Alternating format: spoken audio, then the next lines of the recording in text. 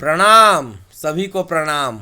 बाबा Kashi channel में मैं एक नया वीडियो लेके आज फिर प्रस्तुत हूँ।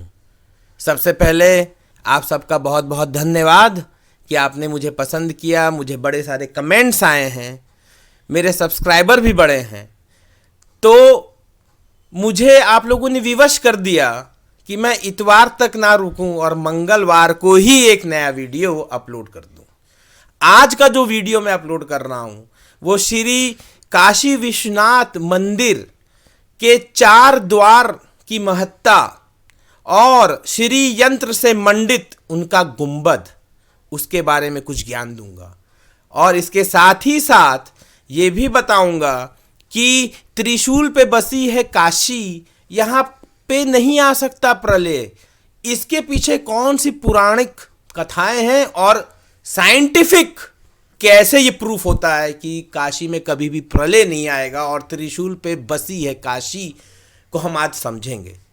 तो मैं शुरुआत करता हूं हर हर महादेव के उद्घोष के साथ कि पूरी दुनिया में ऐसी दूसरी जगह नहीं है जहां शिव शक्ति एक साथ विराजमान हो और तंत्र द्वार भी हो। यही वो जगह है वाराणसी, यही वो जगह है काशी, जहां पे शिव शक्ति एक साथ विराजमान है और यहां पे तंत्र द्वार भी है। श्री काशी विश्वनाथ मंदिर के गर्भगृह का शिखर अत्यंत महत्वपूर्ण है। इसमें ऊपर की ओर जो गुंबद है वो श्री यंत्र से सुसज्जित है, वो श्री यंत्र से मंडित है। इस श्री यंत्र तंत्र साधना के लिए प्रमुख माना जाता है। ये जो श्री यंत्र से सुसज्जित इसका गुंबद है, ये तंत्र साधना के लिए प्रमुख माना जाता है। और गर्भगृह के 4 द्वार भी तंत्र की दृष्टि से अत्यंत महत्वपूर्ण है। पहला शांति द्वार, दूसरा कला द्वार, तीसरा प्रतिष्ठा द्वार और चौथा निवृत्त द्वार। इसमें 4 द्वार हैं यहां गर्भगृह में।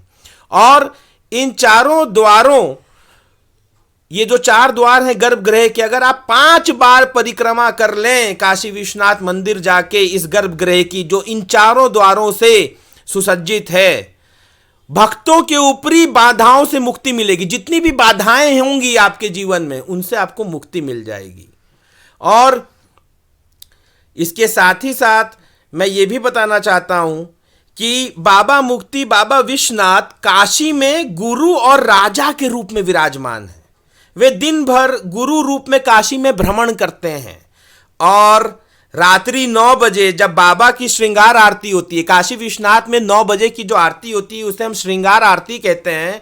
तो बाबा जो है, बाबा मतलब हमारे शिव भगवान, वो राजा के वेश में होते हैं, इसीलिए शिव को राजा राजेश्वर भी कहते हैं। बाबा विश्वनाथ और मां भगवती काशी में प्रतिज्ञाबद्ध हैं। मां भगवती अन्नपूर्णा के रूप में काशी में रहने वालों का पेट भरती हैं, उदर पोषण करती हैं। और बाबा यानी हमारे शिव मृत्यु के पश्चात तारक मंत्र देकर मुक्ति प्रदान करते हैं। तभी हम बोलते हैं काशी में तो मुक्ति मिलती है, क्योंकि बाबा मुक्ति प्रदान कर रहे हैं, इसलिए बाबा को ताड़केश्वर भी कहते हैं। तो ये तो रहा संक्षिप्त शब्दों में महाकाल महादेव श्री काशी विश्वनाथ के ऊपर थोड़ा सा ज्ञान। और त्रिशूल पर बसी है काशी के बारे में अगर हम समझना चाहें कि इसमें क्या रहस्य है, तो वो भी रहस्य आपके सामने पेश कर रहा हूं। भौगोलिक दृष्टि से बाबा को त्रिशूल पर विराजमान माना जाता है। भौगोलिक दृष्टि से अगर हम साइंटिफिकली भी देखें तो बाबा त्रिशूल पे विराजमान है, क्योंकि जो बनारस के लोग हैं वो जानते हैं यहाँ पे एक जगह का नाम है मैदागिन और एक जगह है गदोलिया। मैदागिन क्षेत्र वो है जहां कभी मंदाकिनी नदी बहा करती थी और गदोलिया वो क्षेत्र है जहां गोदावरी नदी बहती थी। इन दोनों के बीच में बाबा हमारे शिव भगवान स्वयं विराजते हैं।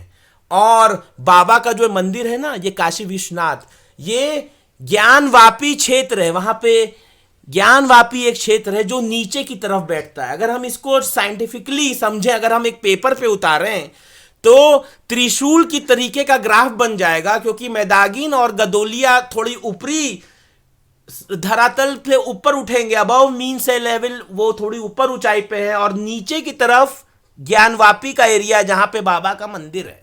तो ये ग्राफ पे पेपर पे एक त्रिशूल का रूप ले लेता है, इसीलिए हम कहते हैं बाबा त्रिशूल पे विराजमान है और काशी में कभी प्रलय नहीं आ सकता। तो इन्हीं शब्दों के साथ आज के लिए मैं आपसे इजाजत मांगता हूं, आपसे विदा लेता हूं और फिर प्रस्तुत होऊंगा नए वीडियो के साथ। प्रणाम।